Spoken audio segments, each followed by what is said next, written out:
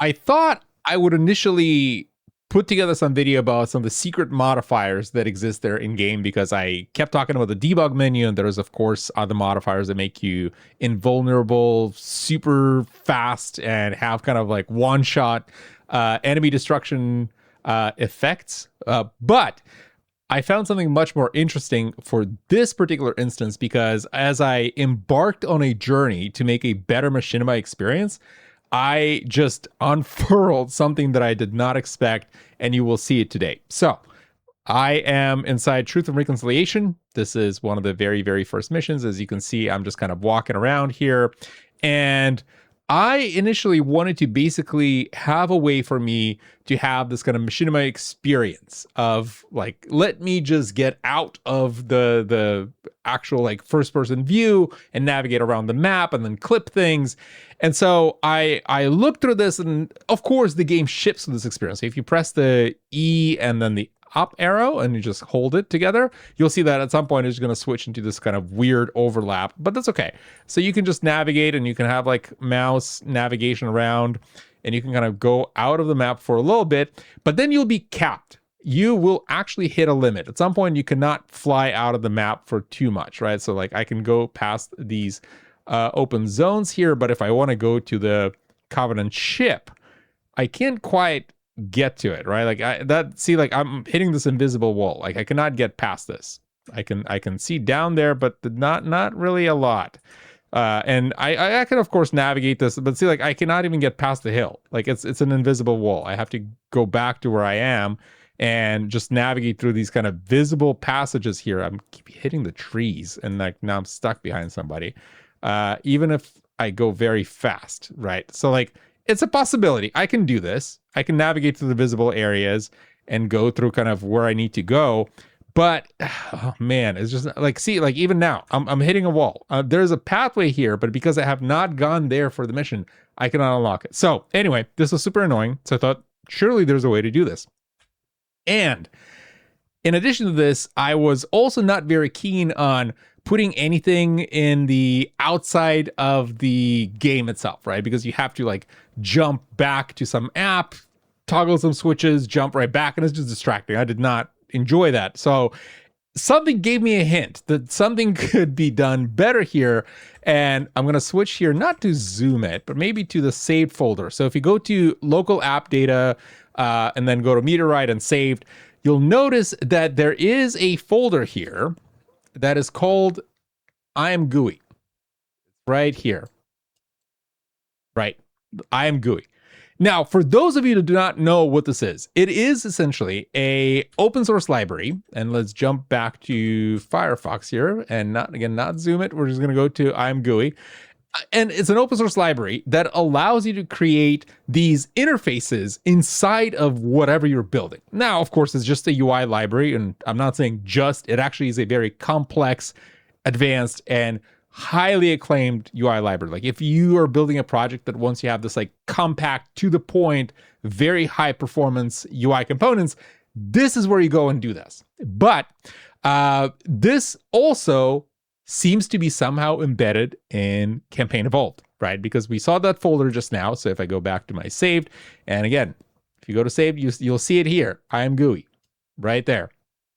It is there. So that gave me kind of the sense like, surely they have this inside Halo. As it turns out, it wasn't really there in the shape that you would expect it to be there, because if you open the file, it's just a standard kind of debug component. So it was not that exciting.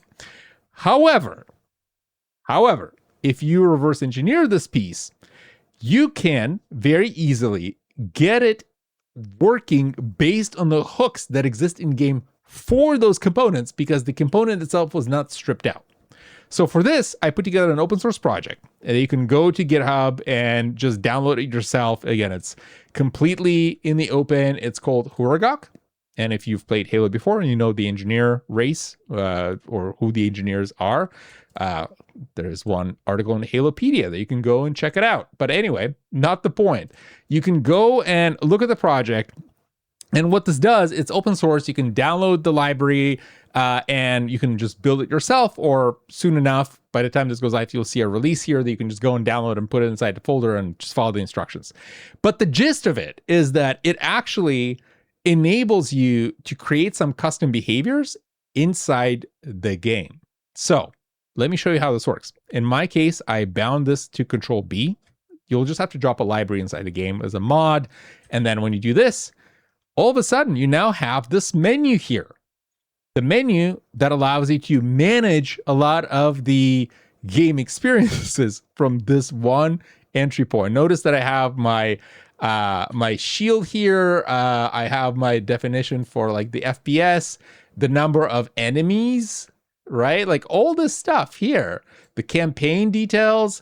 I did not intend to actually build this out, but as I started going down this path of like machinima related items like camera controls, like, well, what else can I do? As it turns out, a lot. You can do a lot. So let's check out some of the things that are available in Huragok. And this is kind of in-game control that is hooked into this I'm GUI interface, I guess, for the lack of a better word. So for example, I have basic stats there. You can see the FPS changing. But what I can also do is I will press Control I, and that switches to input mode. So notice now I have a cursor here. So I'm no longer controlling the main character. So I can now switch to free cam mode. And if I use WASD, notice that this is a not a complete body. This is by design, by the way. Like you're not, if you did not know, when you're playing in first person, you're not actually having a full body here. So I have this character, which is, I guess, Master Chief, or half of Master Chief. So I can also, because I'm in input controls, I can use mouse look. So I can switch this on. And when I do this, I can just use the mouse. You can see the cursor here to control the camera. So I can just zoom it out. I can go up and down. And most importantly, there is no limits. None to how far I can go. Look, I keep going and going and going until the lights go out. And I can keep going. I actually push this to the very edge of the ring. You see the edges on that side? Like you can kind of barely see those like antennas over there. It's about like, 30 to 40 kilometers out. I did get there. There's nothing that exciting over there. But notice I can just like run right past this. I can go over the hills. Look at this. I'm just clipping right in here. And of course, some of the effects are missing because I'm sure it's an undocumented feature, but I can just go right inside the ship. And right inside kind of the spawn point, see some of the components of the ship. Again, not that exciting. You can, it's kind of like as much as you would expect here. There's pipes or whatever's left of the 3D design of the ship. But anyway, I can go through all sorts of these like areas of the map where normally you would not be able to get to, right? So I can actually see like the passage here. I can cut across it. I can go right through it. And back to where we are. There's a bunch of enemies here waiting for me. Okay, cool. And then we're going to go right on back where we are, where our discombobulated body is. So I'm going to stop the mouse movements. We're going to disable free cam. So now I'm here. I can also update my field of view from here very easily. So if I want to clip this, notice just pulling it right through from one interface. Very convenient. I actually wanted to make sure that this is easily accessible to me, and I'm fairly happy for how it turned out. Also, I can accelerate time. This is kind of wild. I can basically notice how like everything moves super fast. The Marines are moving super fast. Like everything is going to be super fast. So you can basically accelerate the simulation. So I can just reset to 1. I can reset the field of view to 90 as it was the default. Also, very easy to switch in cinematic mode. So it's going to remove everything, including the body, and then going back. Or I can freeze the simulation. And in this case, all motion behind characters, enemies, even the friendlies just stops. The simulation stops. And that's one of the kind of intended effects here. So you can just unfreeze it. And now we're back. And I have some of the items here for me to easily kind of control this. I can also this is actually very cool because I can go back here and go to free cam, right? Like let's disregard the fact that there is a body here that's not complete, but I can actually add keyframes. So I can add a keyframe, and then let's say I will navigate all the way. I'm just using arrows. I'm not using mouse cursor, like here. And then let's say, yeah, this is like where the enemies are, right? Like this is the turret. And I can just add another keyframe here. And then maybe I will go further out. And then another keyframe here. And then I can basically play the keyframe camera. Now, again, I did not really plan this, so it kind of clips through the wall, but like you get the idea, right? Like you see how I can just like went through it. This gives you this cinematic effect that I can just play multiple times and see how I go through the map. Kind of neat. I don't know. I like this. That's actually what I was after. And I can control this fully. I can, of course, disable play and stop, and I can clear it, or I can just show keyframe list in its own little dialogue here that I can drag inside the game. But again, that's I am GUI. Very, very nice. Also, let's reset, go back from free cam. So I'm in my character. I can also do things like directly hide the body. So if I just want to not see it, and there you go, there's just Thrive. I can flip that on and off. And there's some effects here where I can maybe just enable overshield. Boom. It's not actually the overshield, it's just the effect. But if I want to get kind of the film experience, it's kind of nice. So I really, really like this. Some of the components here. Also, importantly, and this is something that is very, very interesting for quite a few of the players here, that I can enable skulls. Right, so skulls you typically have to find. You can go through the game, but sometimes I just want to tinker very, very quickly to get some experience for the clip that I want to get to. So the easiest way to do this is for me to just flip the switch here. So I can just do third person, boom, third person. And then I can just disable input, and notice I am moving as a third person. Not bad, not bad at all. So back to input, Control I, we're going to disable this. I can turn on night vision. That's neat, right? Or I can just disable night vision. There we go. We're back to normal. So any of the skulls can be enabled here. Very, very like just checkbox, right? Because I want to make sure that I'm able to capture this clip the way that I want to, including with skulls that I want to at a moment's notice without me having to exit the game and go back. And also there's a direct modifier here. So this capability for me to basically be invulnerable. For some of the clips, I want to make sure that let's actually get out of the input. I'll show you. So we're going to go to an area with enemies here. There's a turret, which is great. This is going to show you exactly what this does. So we're going to go here. Notice, oh, I'm losing shields. I'm losing shields fast. So I'm going to go here, my input. I'm going to do the invulnerability. Boom. I am invulnerable now. And I can just run around. Hello, Mr. Elite. Right? Like, see, I'm just running around, hanging out here. Very easy. If then I can go in and just go to, again, my input. Let's kind of do third person skull and then free cam. And then I can and I'll do mouse look too. So I can just like see, like I can clip this, and I can of course do cinematic, and I can remove all the HUD and everything else. Like, but like I can film this battle with Master Chief behind a wall here without me actually doing anything. Right? Look at that. Nice, right? Like I'm not worried about me like resetting. Now, of course, I could go again. There's an undocumented modifier that you can go change the config file and deal with that. But like I just do not want to do that. It's much easier to do this here.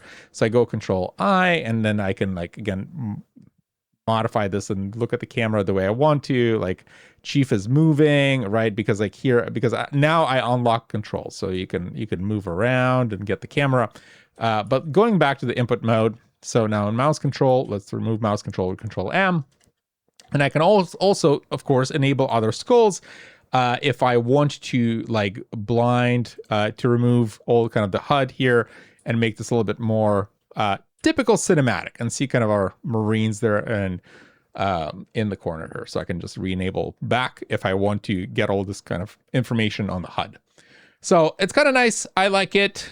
I keep saying that I like it, but I really do. It is the ability for me to control everything. And as a last cherry on top that I also implemented here is the ability to show the console. So as with any developer focused experience, you have to have a console, and typically there's a lot of kind of commands that you can use here. I don't remember the command for FPS. I think it's show FPS, maybe.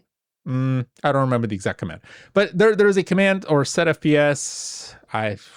One of them. I don't know. We'll find out. It's going to be somewhere. There's a command that you can use to basically show the FPS and network counter. And so it's very, very cool to see all this kind of information that's flowing directly into the console that I can scroll to directly into the game. All of this is, of course, implemented on top of IMGUI that is embedded in the binary, is just not actually used for any of the typical players that were good. But you can experiment with this. This was a fun little thing, a detour on my own explorations on my path to having some machinima content that I wanted to set up. And this worked very, very nicely with the components that are built in, with the actual Unreal Engine components, because again, there's some reverse engineering, but all this is in the open. It's a Rust project that you can go yourself to GitHub and explore and see what it's all about. You can tweak it. Caveat here that is very important to note is use this at your own risk, because I built this for myself. I built this as an experiment, as a sample. This does not do anything with unlocking paid content, none of that stuff. All this does is it alters the in-game single player state for you yourself to have better camera controls and set up the scenes for any of the little clips that you might want to build with this game. So very, very excited about this. Let me know what you think. I am excited how much potential there is behind Campaign Evolved, especially with modders jumping in.